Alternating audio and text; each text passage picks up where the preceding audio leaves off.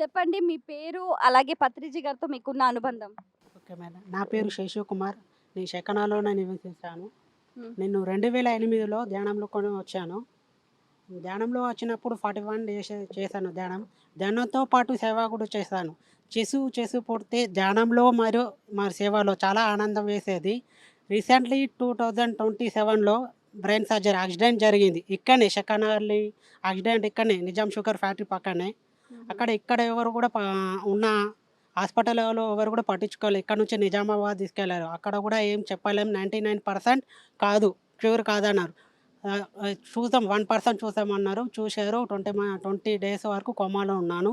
ఉన్న తర్వాత చెప్పలేం 1 మంత్ వరకు కావచ్చు. ఇట్స్ మేబీ అని చెప్పారు.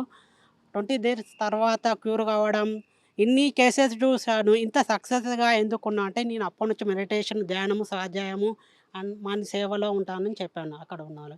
ఆ! అందుగురించి అవునా! అందుగురించి నువ్వు ఇంత క్యూర్ అయ్యావు. ఇన్ని కేసెస్‌లో ఎప్పుడు కూడా నువ్వు క్యూర్ కాలేదని చెప్పారక్కడ. దాని తర్వాత కూడా సార్‌తోని ఇలా అయ్యాను. అయితే సార్ అన్నారు. సార్ ఒకటే చెప్పుడు. ఎప్పుడైతే నువ్వు సేవా మార్గంలో ఉన్నావో అందుంచే నువ్వు ఈ ఈ జన్మకు ఇక్కడ తీసుకున్నావు. లేకుండా ఈ తరంలో ఇక్కడ ఉండకపోతుండే అని చెప్పాను సార్. సార్ చెప్పండి మీ పేరు, అలాగే పత్రిజీ గారితో మీకున్న సాంగత్యం?